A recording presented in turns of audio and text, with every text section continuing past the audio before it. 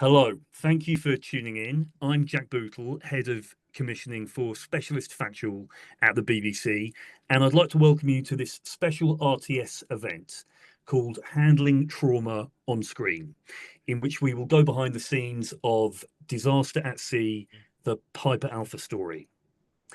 On July the 6th, 1988, a series of explosions destroyed the Piper Alpha oil platform. 167 men were killed and only 61 survived in what remains the world's worst offshore disaster. In minute-by-minute detail, Disaster at Sea tells the story of how this crisis unfolded and the subsequent search for truth. Why did the tragedy take place, and could it have been avoided? The series was produced by the Specialist Factual Unit at BBC Studios. It was co-commissioned by the Specialist Factual Department at the BBC, that's me, and BBC Scotland. And the commissioning editors were Emma Hindley and David Harron, whose expertise and passion were absolutely essential to the show's success.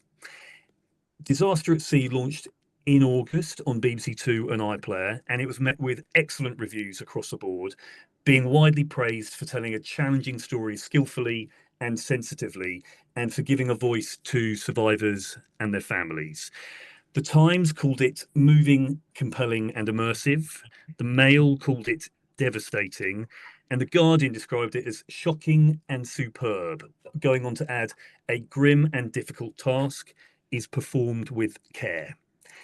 Members of the creative team and a key contributor are joining me today. Let me introduce them to you.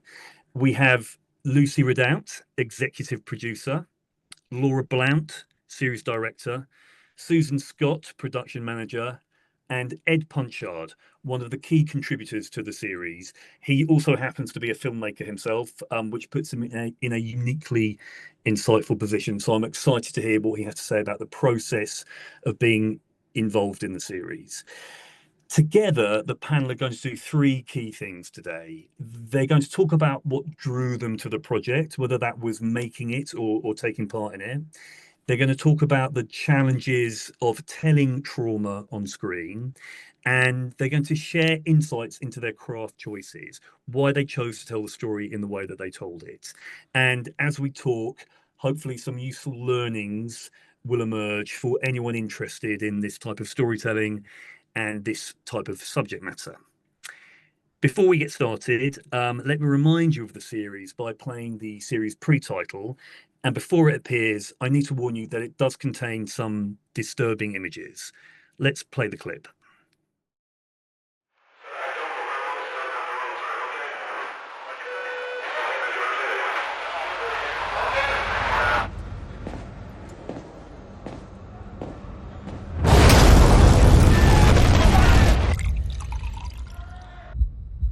It's very difficult to describe.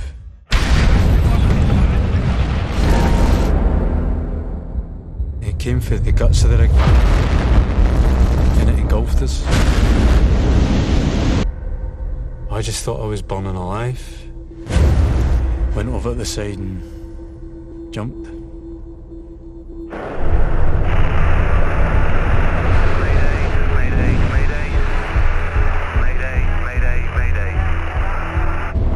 Reports are coming in of an explosion on board an oil rig platform in the North Sea.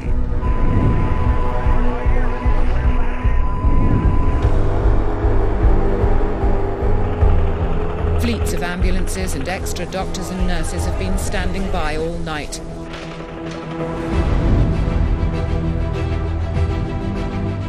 Today, questions have been asked about the risks that are being run to produce Britain's oil.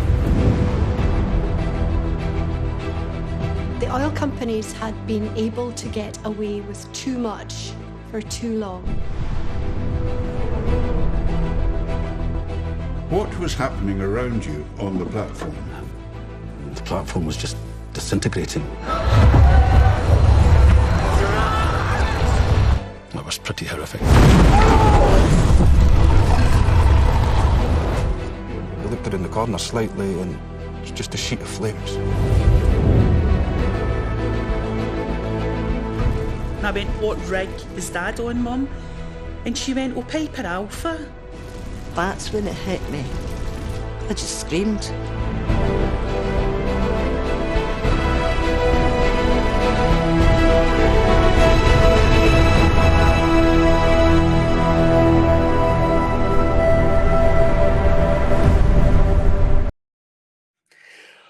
Okay, so I'd like to begin by talking about what drew us all to this project. Lucy, can I start with you? Piper Alpha is a story that's been told on television before, most notably, I think, in the BAFTA-winning film Fire in the Night. You came to this story after a period of development, but why? What attracted you to the story? Why did you think it was a story that should be told now? I think trauma is a subject matter that impacts everybody in the world, sadly, at some point in everybody's life. And a story like Piper Alpha felt like it should not disappear or be forgotten by the nation. It did happen some time ago. We found during the process of development and during the project, we were surprised how many people didn't know the story. And that felt even more important to tell it. But it felt very relevant now, in the sense that it's health and safety sounds like a boring word, but actually health and safety is at the crux of why people die or don't survive. And it's important to remember that the decisions that are made by large companies and corporations can impact individuals, families, and far beyond that. And that felt like an important story that should be told by the BBC. And Laura, how about you? I mean, you are from Scotland. Is this a story that you were already pretty familiar with?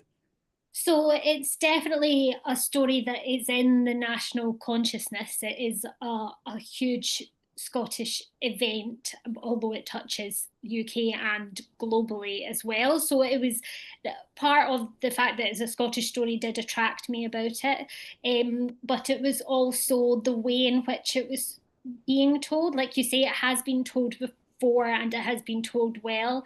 But it appealed to me that we had the scope over 3 hours to tell more detail, and also that we could tell it in from a 360-degree angle, that we would hear from those who were directly involved on the night, both through talking to survivors and hearing the testimonies, but we would also hear from the families. And I was interested in the fact that this is an event which absolutely happens offshore, 120 miles away out at sea, but is also happening in living rooms up and down the country. And I relished the idea of being able to tell that part of it as well. And Ed, you have a unique place on this panel in that you're the only person here who actually appears on screen. And look, you are a survivor of Piper Alpha, and you've told your story before, and you're a filmmaker, and you've been involved in documentaries about Piper Alpha before. Why contribute to this one? Why did you want to take part in this particular series? Oh, that's a very easy one. I can get straight to the point. It's an opportunity to take something bad, something really horrific in actual fact, and turn it into a force for good. Now, I think that's our duty as filmmakers. It's as simple as that. We've got to find those stories and we have to get them up onto the screen. Piper Alpha is enormously important. It's the tipping point for all modern industrial health and safety. And yet, despite that, the story is being forgotten. You know, you ask a young person now, and if they remember it at all, if they know about it at all, they will say, oh, wasn't that an oil rig somewhere?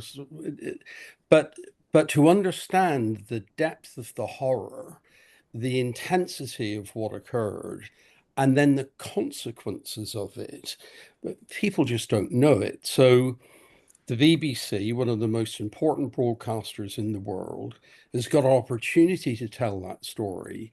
It's more than an opportunity. It's a responsibility, I believe. What you say, Ed, chimes with how I feel as a commissioner, actually, which is when I'll be completely honest, when this series idea first came to me from BBC Studios, at first I was a little uncertain about whether or not I wanted to commission it, because I grew up in the 80s. I was sort of dimly aware of Piper Alpha, and I thought it was a story that had been told before. And so at first I thought, I don't know if there's really a need to retell this story. But as I read the rather brilliant treatment by BBC Studios, I realized it was a story that I really only understood the very, very, very headline of. I really didn't understand any of the wider context. I didn't understand anything about the North Sea oil boom. And I certainly didn't feel I understood anything about the stories of the families of the victims and the survivors. So it felt like there was an opportunity to tell this story in a way that put all the jigsaw pieces together in a way that I'd never seen before. And it's always very exciting, if that isn't too crude a word. It's always very exciting to take a story that you think you know and say, actually, it's far more complicated and far more interesting than you may realize.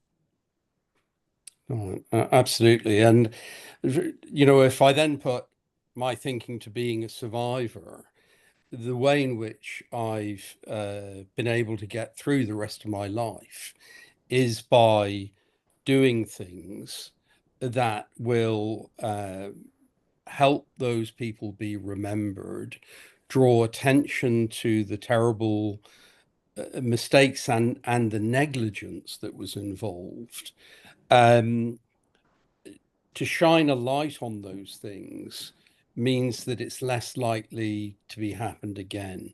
So there's a whole series of reasons to do it for the good. And I think that directly affects the survivors and the families. And therein is the key conduit to those people and the issue of trauma and whether or not you should go to those places. In my opinion, both as a filmmaker, but very much as a survivor, I believe that we should be robust in the way in which we approach these things. Without question, apply all the best practices regarding duty of care and so on. But don't underestimate the resilience of people and their ability to get through things. People have already been living with the trauma and the grief for decades now. If you approach them with responsibility, honesty, and openness, I think that 99.9% of people directly involved and affected will want a film like this to be made. Ed, you lead me on. I think that's the perfect prelude to playing a clip from the series, and it's actually a clip featuring yourself. It's a sequence in which you describe the experience of returning to land after you were rescued. Let's play that clip now.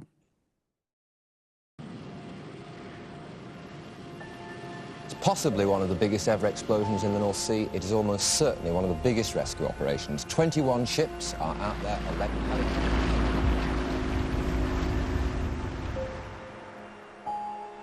Many hours into the incident and after the sun had come up and we'd organised the evacuation of the seriously injured, we were transferred to the Tharos. We had to go to a supply boat first.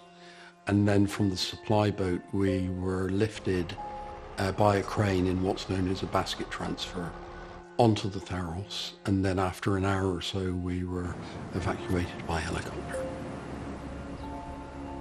Rescue 138, listening, departing for Aberdeen. Rescue 138, Tharos, copy you, lifting for Aberdeen. Thank you for your help and assistance, sir. When we got onto the helicopter, you felt safe for the first time that night.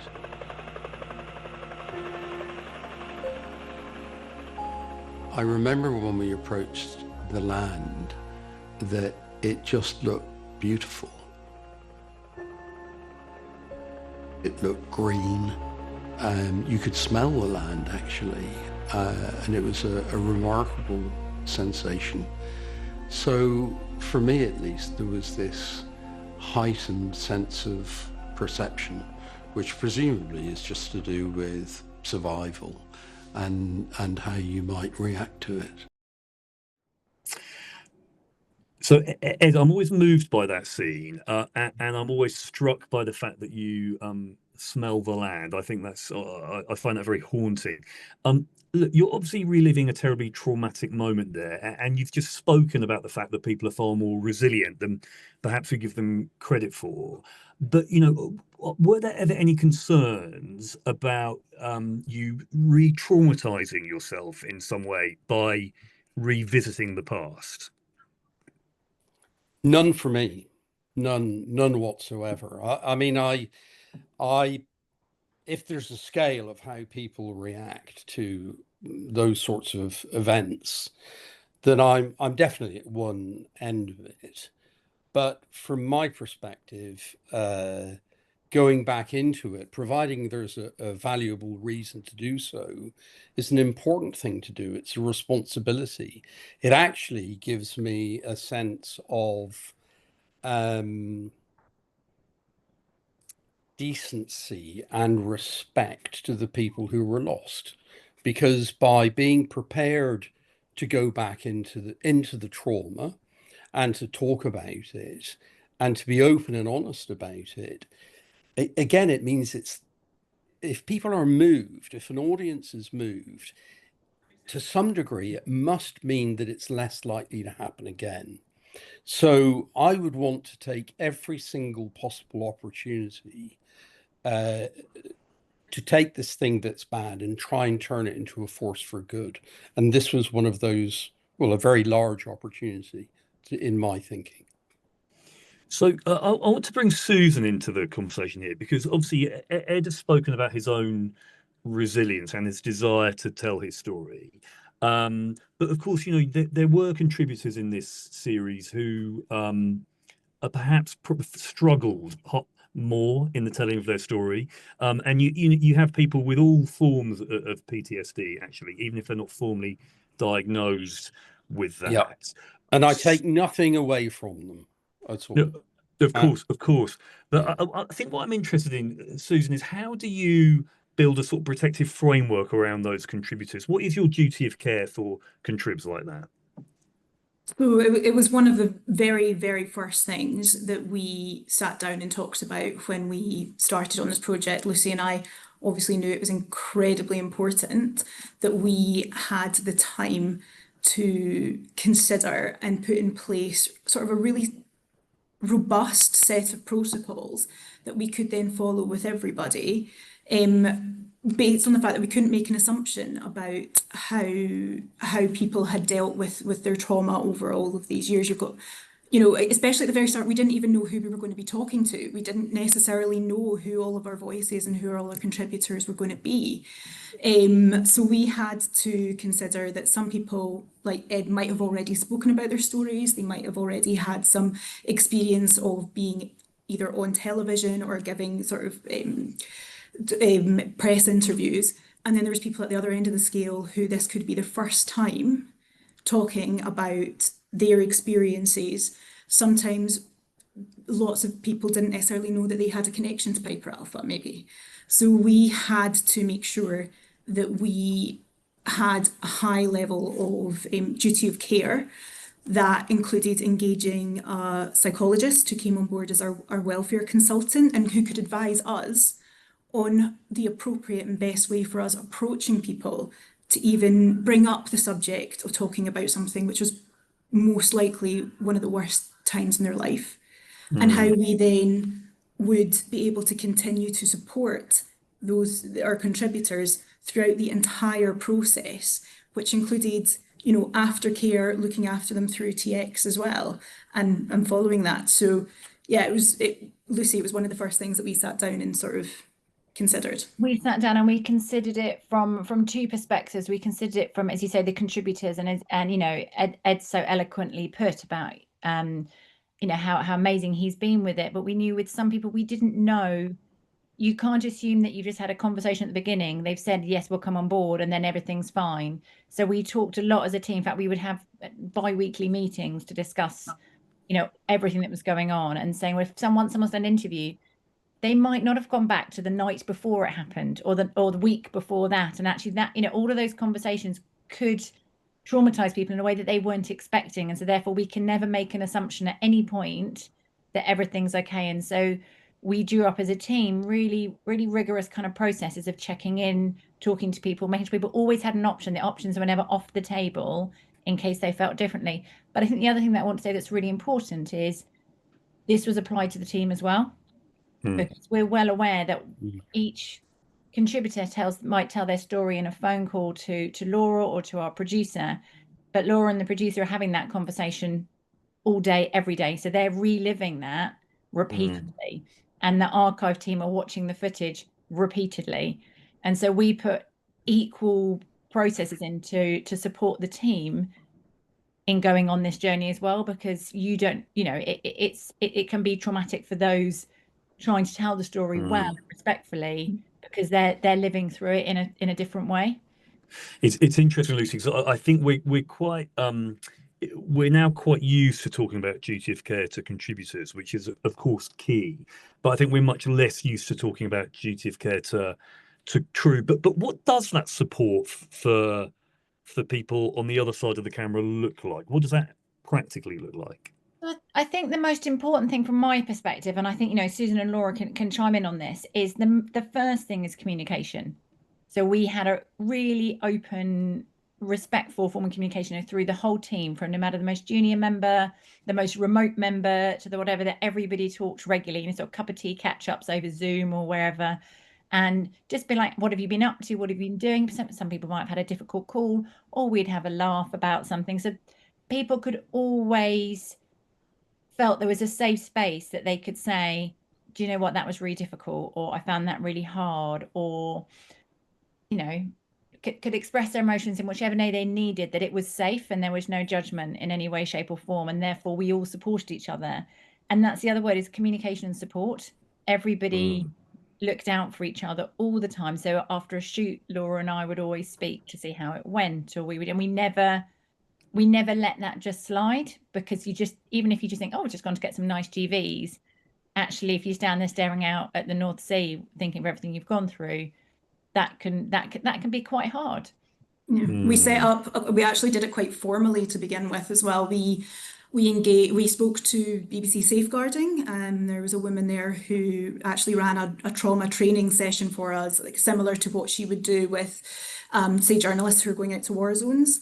And basically the production team got a rundown of recognising trauma, understanding what primary trauma is, understanding what secondary trauma is, which is what we were probably going to be more exposed to, and understanding what are so-called normal responses to trauma, understanding that feeling upset is okay, understanding that it's normal, that we will at some point find it all quite overwhelming ourselves, and then the guilt that actually we're feeling overwhelmed about something that didn't happen directly to us. All of those things were really important for us to hear and to be primed for, and to be ready to sort of be in tune with ourselves, and more importantly each other, to tell if there was someone who needed just a chat and needed to get something off their chest, or to go through it. There was no template for it. It was kind of new, this sort of team welfare. But and Susan, is that because you think as an industry our thinking about this has evolved, or do you think it's unique to this project? I think I would like to think that it's off the back of the massive changes that have happened to our contributor care, as they absolutely should have. Then turning that to go, well, actually we have a duty of care to ourselves as well. From a, even just from a business logistical point of view, from my perspective as a production manager, my job is to make sure a program delivers on time and on budget. What's the best way to do that? To make sure I've got a happy team who are supported, who are going to be able to last a grueling, difficult production schedule. So just even recognizing that support and mental well-being plays into our, not just the end product, but us achieving our goals from a business perspective is really important. But I think it's something that I think should hopefully become a bit more prevalent. And from an editorial perspective, you know, when you're an executive producer, I feel the responsibility for every member of my team that I've asked to come on board. Therefore, there should be a responsibility that, you know, they've said yes. It's, you know, that we're doing an incredible and privileged job, but that doesn't mean we shouldn't look out for each other at the same time and make sure that everyone comes out the other end okay.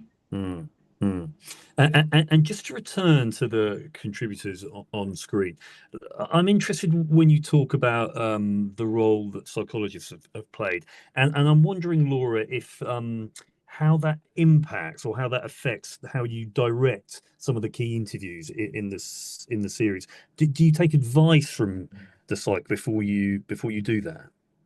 So what we did is actually also the BBC safety person that Susan mentioned there, they talked about some practical ideas in terms of how you asked certain questions, like phrasing of questions and things like that, and how you kind of interviewed somebody in an effective but sensitive way. But I think, and with the psychologist, what we did was we would tend to, for once the producer and I had kind of initial conversations with a contributor, we would give some of that information to the psychologist, and they would say if they felt that they needed particularly extra support or anything like that. But with everybody, we kind of offered support at various stages, but it was really in the hands of the contributor. We weren't kind of forcing anybody into it if it didn't feel necessary. I think in terms of directing, what I found also very useful, which I think is something that could be relevant for a range of different programming styles as well, was we tried to give people information, like we gave people a simple, like it was less than 2-page sheet with information about what filming would involve, how much time that might take, the fact that we then disappear into the edit for a certain amount of time, which for people who are not familiar with the process, we can be guilty in TV of assuming that everybody knows how it works, whereas a contributor who's been through an incredibly emotional interview might then not hear from us. We would particularly get in touch with them afterwards, but then they might not hear from us for kind of 2 months. And that doesn't mean that they've been forgotten about. It doesn't mean that they're going to turn on their TV one night and it'll suddenly be there, which could. And so we tried to, I thought it was interesting that Ed used the words responsibility, honesty, and openness. And I think that was key to supporting people both behind the scenes, but also the people who were kind of enabling the program to happen by sharing their stories with us. We tried to be as open and honest as possible and give as much information without overwhelming people as possible. And I think that, I mean, it made me feel more comfortable about asking people the kinds of questions that I was asking them, because I didn't feel like we were taking advantage of them in any way and then walking away. I didn't feel like that at all. But I think also, while we were doing it out of duty of care, it also has an editorial effect, because I think that you can tell that people feel they're in a safe space to share their story. And that obviously benefits the programme in terms of making it more moving and more personal because of the way they tell the story in that setting. So it benefits, hopefully, all of us. And Ed, I'm curious to know, as a contributor, and you can be completely honest here, did you feel this? Did you sort of feel this support network that the team had created around you, or did it feel like being in any other documentary? Well, no, I definitely felt it. I mean, the emails came through. The duty of care was completely present. I mean, I couldn't miss it for a number of reasons. Personally, I didn't need it, but I'm not probably the average survivor or participant. But there is something that I'd like to pick up on that's sort of come into my mind with Laura speaking there. And it's about, again, it's about the relationship of the filmmaker and the survivor. And in my filmmaking work, when I've been conceiving an idea, one of the questions that I ask myself is, why I'm doing it, but something more specific than that. What is the integrity of my intent? Now, in a sense, that will vary depending on what kind of material you're dealing with. But with something that is so sensitive and important, then you have to deal with it with very, very high levels of integrity of intent. And you just ask yourself a whole bunch of questions. Well, why am I doing it? How important is the story? Is it worth bringing this material back into the faces and lives of people who've been traumatized? Is there, value that's going to be delivered by this film that is of significance? Now, if you're satisfied that you have high integrity of intent, well, part of that reference that I make to responsibility and honesty is to explain those things to your contributors, to tell your contributors why it is you're doing this, how you feel about it, whether you're a production manager or a director. And I think that honesty and openness provides the reassurance to the person that you're interviewing, and I think that's where you should get your confidence, as being part of the filmmaking process. And Ed, to build on that, to throw a question at Laura. Sometimes, Laura, I think when I talk to documentary makers, that there's a tension in their mind between being sensitive, between being respectful to the contributors and honouring their experience, being too gratuitous, and then not telling the story well enough. How do you tread that tightrope? Yeah, so I felt a sense of responsibility in two ways throughout this whole process. One was to not do a disservice to the people involved in the story, and not to end up with people who regretted taking part of it, and to be respectful to them. And it's a huge sense of responsibility in telling that story, but also the responsibility to do my job to the best of my abilities and make something that the channel want as well, that the audience wants. But I think what I realized is that I don't think you have to be sensitive and responsible, absolutely, and I hope that that's what viewers would think. But also, if you dilute the story and mute it all, then you're actually doing a disservice to the people involved as well, because it is a horrific thing that happened. Like 167 men died. People are still living with the results of what happened. If we dampen that down to make it too kind of comfortable, then I think we're doing a disservice to the memory of those who were involved in it. But also, I think what I realized quite quickly in reading the testimonies that we used from the public inquiry, when I read those words, some of them were so incredibly affecting, and I could see very quickly how shocking a story this is. And you see it when you look at the archive as well.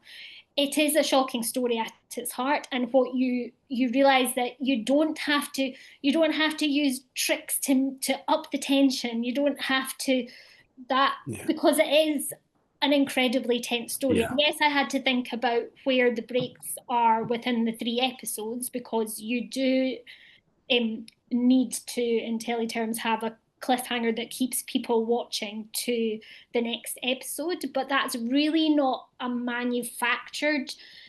It's about a decision of which testimonies to use and where to use them. But we're still dealing with accurate, and we're not adding in extra sounds of explosions. We do use music, but sometimes it's mute. We're not using every trick in the book to make something that could be dull seem dramatic.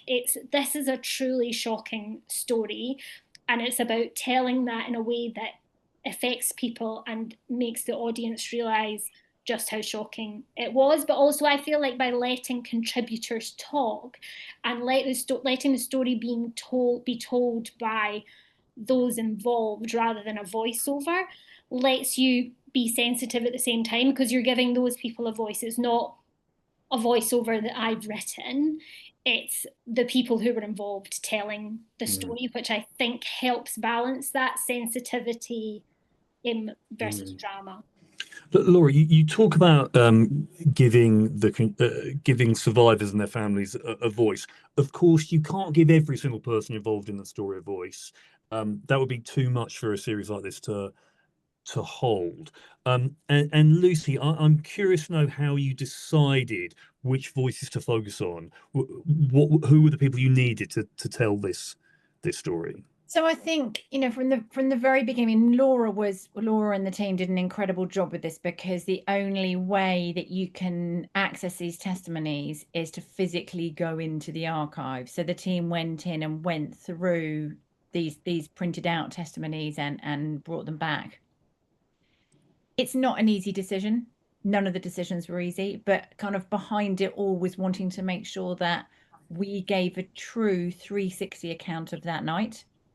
And therefore you wanted to find, well, I mean, Laura can speak to this better than I can, but you wanted to find those voices that could tell you everything that happened in different places, and finding the way to find them. And that was just the start of the journey. And I'll sort of hand over to Laura about kind of where we went from there. But that was the starting point. In, I'm sure you can remember the number, Laura, about how many pages of testimonies that you read through. Yes. Well, yeah, I mean, the inquiry, I think, lasted for 180 days, and some people are interviewed for, like, some days would have 4 survivors being interviewed. Some survivors would speak for 3 days. So the range of length of testimonies is massive as well. And what we needed to do was we needed to choose testimonies and to choose stories that would help us in different ways. So there were people who were in key areas of the oil platform, or kind of key parts of the story that we were trying to tell, who could give us the kind of nitty-gritty facts of certain bits of information if we weren't going to have voiceover. We also wanted to have people who are in different places around the platform. It couldn't all be two similar stories, although some could intersect. We looked at who was part of the archive and who spoke out a lot afterwards, so that we could have people who, like Ed, you would then see in the archive as well. And then obviously some stories were just incredibly emotional and felt like they deserved a place there. And then also we didn't want to kind of phone round everybody involved and hassle people to retell us a story to then pick which ones we wanted. We didn't want to put people through that. But what we did is try to find, I mean, we did various kind of research online to see who might have spoken before or who had interesting stories to tell, but also we tried to open it out to find ways of contacting people to say, would you like to speak to us as well, so that you can't speak to everybody on this, and we also didn't want to put people through retelling their stories unnecessarily. So it was a real mix, and that involved the whole team working together in terms of how big a role the archive team played in it as well, in terms of finding, okay, these are the people who keep on reappearing, or once we had found, say, a family member who had an interesting story to tell, what could we find about their relative and so on. And are there any stories that you regret not being able to tell? Not off the top of my head. I mean, there's some incredibly powerful testimonies which we didn't necessarily have the space to tell, or sometimes people, for various reasons, we ended up not being able to use them. But I think I feel pleased that we managed to cover quite a broad range and that we had the space to do that. Like I say, you unfortunately cannot include every story, but I feel like we had really powerful stories, and I think we also had that age range in terms of the kind of actors' testimonies. I like that we had an age range of people, because I think one of the disadvantages, which can't be helped, of the documentaries that are purely interviewing survivors now, which are absolutely really powerful, but as an audience member, I think you start to think of the men as the age that you're seeing them being interviewed now. Whereas what struck me reading the testimonies was, because everybody has to say their age at the start, is you realise how many young men, and there was a real range of ages, but how many young men this affected. And so I was pleased that we were able to reflect that. Yeah, let's explore that a bit more, Laura. I mean, one of the things that's really striking about this series is the use of verbatim testimony, the way you shoot actors so it looks as if they are taking part in the inquiry, giving their testimony direct to camera.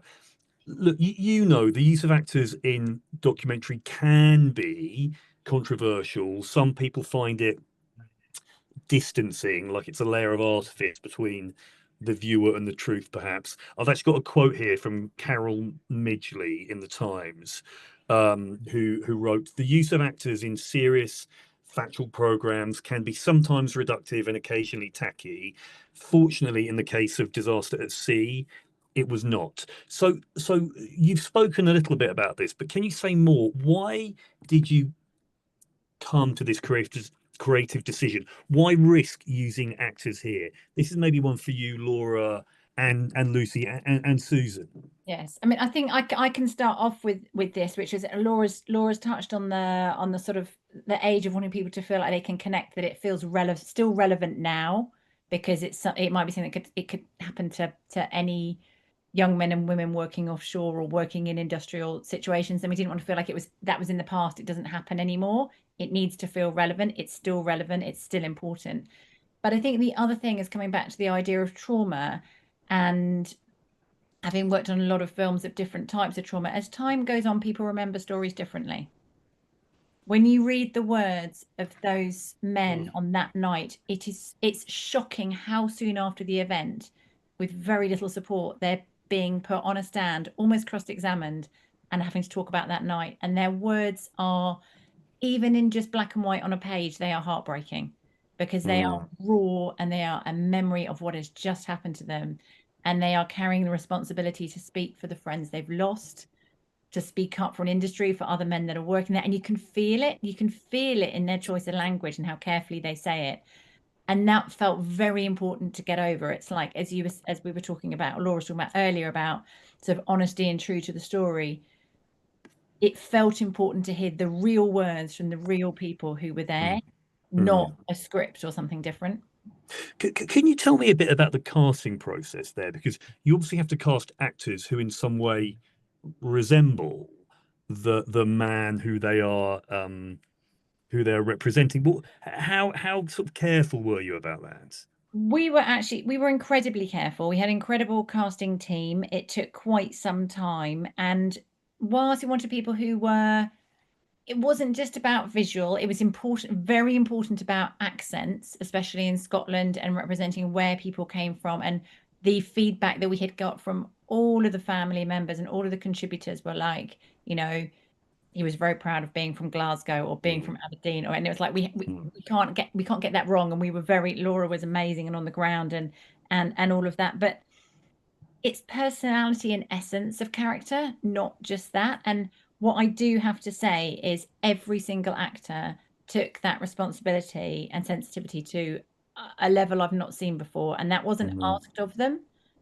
They all understood, they all knew the story, and they came to it. And even at the casting level, people said, you know, I feel really honored to even be talked to about being involved in a program like this. And that felt like it came from the whole team. But, you know, Laura was on the ground and can tell some lovely things. Yeah, well, actually, and I don't think we told you this, Ed, was that the actor George who was playing you, he had bought your book and had read it and advance. Like, so we did certain things to prepare them in terms of, so there was another drama director, Emma Frank, and she'd worked with them. She'd been doing the recon with them, and then I came out for the testimony filming as well. And we'd obviously given them some clips of the archives so they could understand accent and things like that.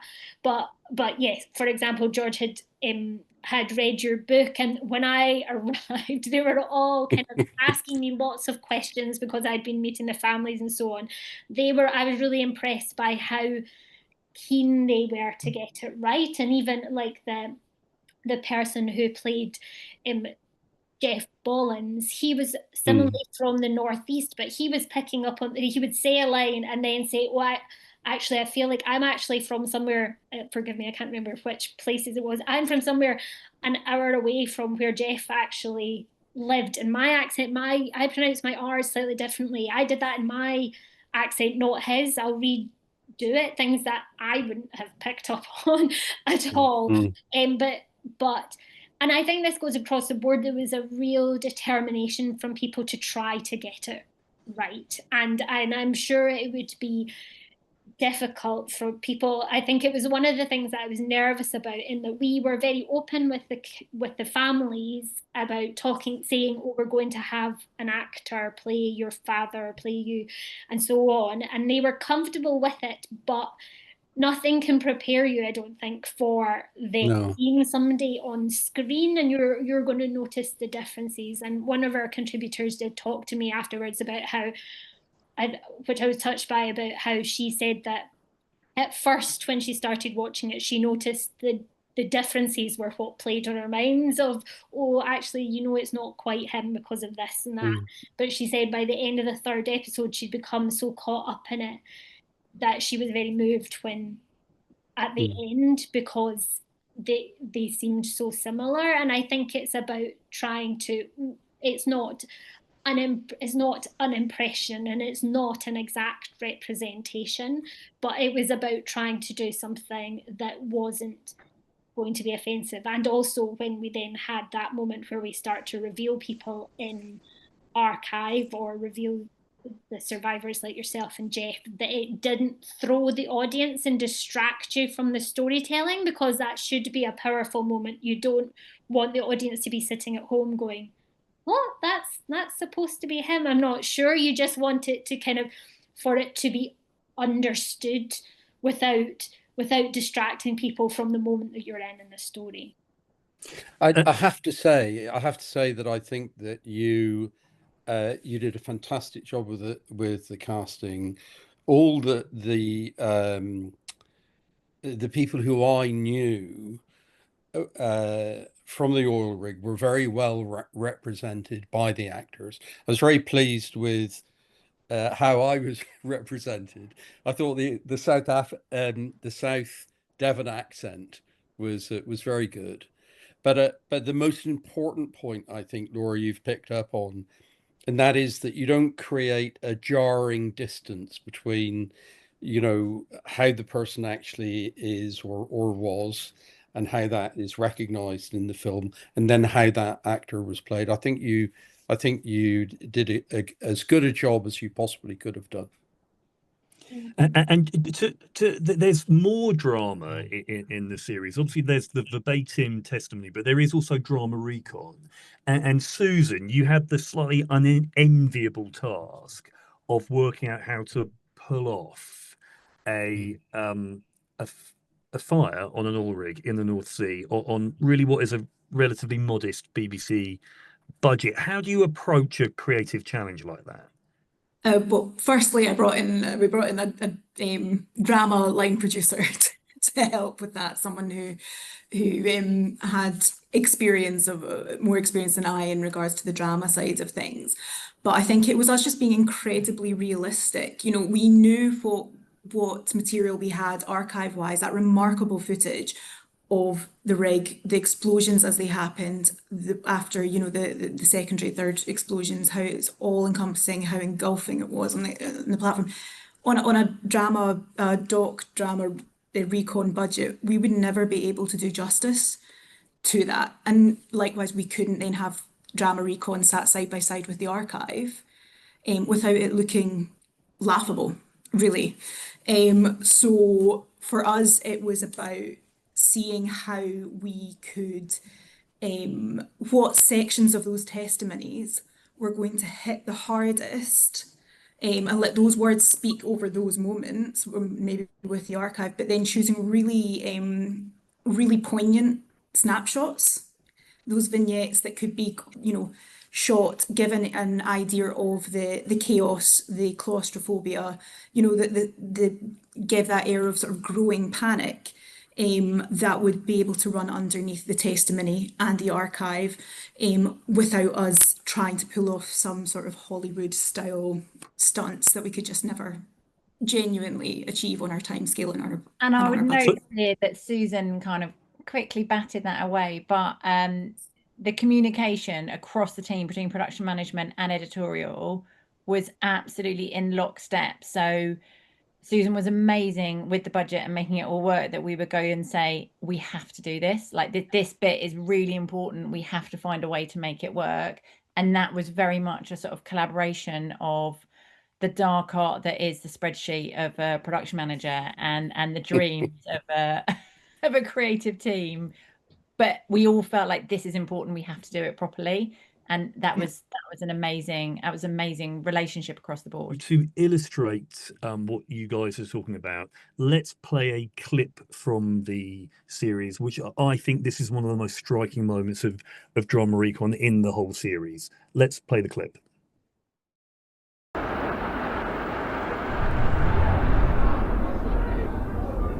At some point was a suggestion made that you might douse one of the doors with water to see if that assisted in allowing you to get out. There's a hose reel immediately next to the emergency door. We tried that and there was no water. I can't remember exactly how the doors were opened, but I remember looking out and seeing the blue sky. And that was what sort of recharged my batteries. You know, it made me think I could get out, get some fresh air. It did clear slightly and I went out. There's a small food container in the area just outside the south doors. Maybe half a dozen people there. Whoever was in there just advised us to stay put so we could catch our breath. Tomatoes were getting passed around.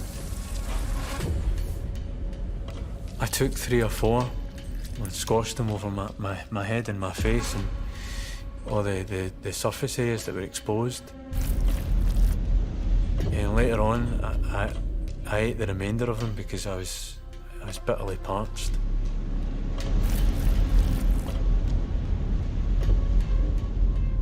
We could see people on the roof of the additional accommodation. So we thought we'd make for there. We thought if we could see them, there must be less smoke there. I could see all the way down to the northwest corner of the platform. Someone was lying there. Obviously dead.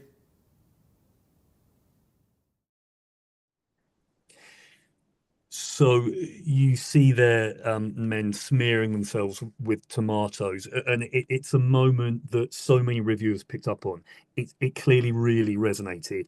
Of course, that sequence is actually put together using a small number of shots, and I suppose it's an example of how limiting creativity can stimulate creativity, right? A tight budget can actually be an aid for creativity, I think. Or is that just something commissioners say when they don't give you very much money? I think there is an element of that. I think also the other thing that plays a role in this is the fact that there are a lot of elements in this series because we have interviews, we have testimonies, we have drama recon, and we have archive, which at certain points felt quite daunting, but in a way what it makes you do is focus on what is leading the story. And I think what was helpful for us to keep reminding ourselves on, especially when you start to go, oh, is our eyes bigger than our budget in terms of what we would like to do, but it wasn't the drama recon leading the story. The testimonies of the men are leading the story, and then at points the interviews are leading the story once we're off the platform.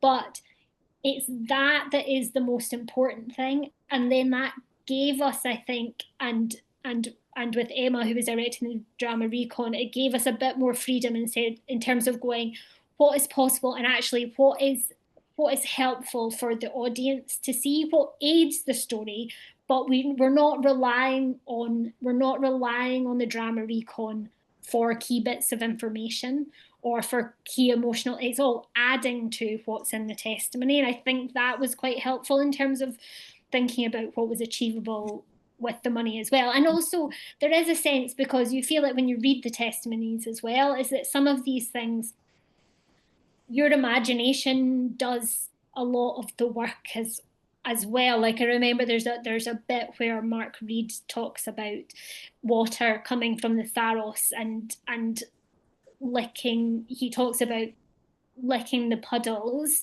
like a dog, and we saw water coming from the Tharos, but I don't think, in fact, I think it's slightly tasteless if you then saw him kneeling. Like, we can all imagine what that would look like, and actually what we should be focusing on is the situation that you're in that would cause you to do that, and the motivations is really powerful. So you don't need to see absolutely everything. You can imagine, and then the drama recon can help that connection, because that's the other thing it could help do, is it puts people, because an oil platform is a really alien environment for most people. It's also about kind of connecting to that for the audience, because that's a big ask for the audience to not only imagine what it's like to be in a horrific disaster like that, but even just a good day on an oil platform is something that's alien to most of the people watching this film. But that was quite an interesting part of the evolution of the drama element, was that with the original plan was that we weren't going to be seeing any of the actors' faces in those snapshot vignettes to begin with. But as the testimonies became, as we harnessed the power of those testimonies and Laura started to understand how she was going to have to tell that narrative, the editorial decision to then how important it would be to get to see some of those faces in those sort of what we ended up calling the action shots, those vignettes that sort of would run alongside it, became so much more important to being able to get that emotion, and for the audience with the characters and the story and invest more. So that was a sort of quite a big editorial shift for us, that we then had to work out logistically and financially how we could support that happen. But that was something that was such a right decision to make, and we're just really pleased that we were able to do it. So, panel, I mean, absolutely fascinating, and I need to start drawing this to a conclusion. I want to finish by asking you all the same question, which is, what do you hope people take away from this series? Laura, let's start with you. So I think two things. I hope that people are less complacent about health and safety, because I think we're all a bit guilty of kind of eye rolling at the phrase health and safety, and do I really have to pay attention? I think that this is a story that still shows the relevance of looking out for people in different industries, and I also hope that it's made people connect to the families involved, in terms of appreciating that while this is an alien world that people were working in, for many of us, these are normal families and men with normal lives who were either lost or who were massively affected by this. And I hope that people pay attention to those people. And Susan. I mean, I think Laura summed it up really well. I think it's to me, I just feel it's so important that films like this keep getting made, to raise the sort of the public consciousness about, important parts of our history as well. Like this, as we sort of said at the start, I personally, it wasn't a subject that I even knew anything about. And I think that, if it's bringing these sort of stories and these learnings to newer generations, I think that's an incredibly important thing to be doing. And it's great that the BBC are endorsing that. Lucy, what do you hope this leaves viewers with? I mean, I echo everything that Laura and Susan have said. They're absolutely right. But I also hope in a sort of slightly nuanced way that people take away from this how important it is to communicate. Every single one, we wouldn't have this film without every single one of our contributors being brave enough to stand up for whatever reason and share their story. And the importance of sharing stories, of talking, of communicating as real people. I hope that some people watching it will feel more confident to speak up about things that have happened in their lives and things like that, not necessarily on camera, but just realizing that it can be a force for good. And Ed, I'll give the final word to you. Well, I never want it to ever happen again. That's the most important thing. And so I hope that there's a whole series of engineers, young and old, managers, senior and junior, who watch the series and then make a decision that is a good decision, not a bad decision. I know from some of my contacts who still work offshore, in particular for the health and safety executive, and they have conversations with people about the design and procedures on oil rigs. And comments like this get made. There haven't been any other Piper Alphas, so why shouldn't we put the gas processing system next to the accommodation? People forget, and they are influenced by, small budgets to make bad decisions. And I just hope that because of this, people make better decisions and good decisions. No more Pipers, that's what I say. Thank you. Thank you all. That was absolutely fascinating.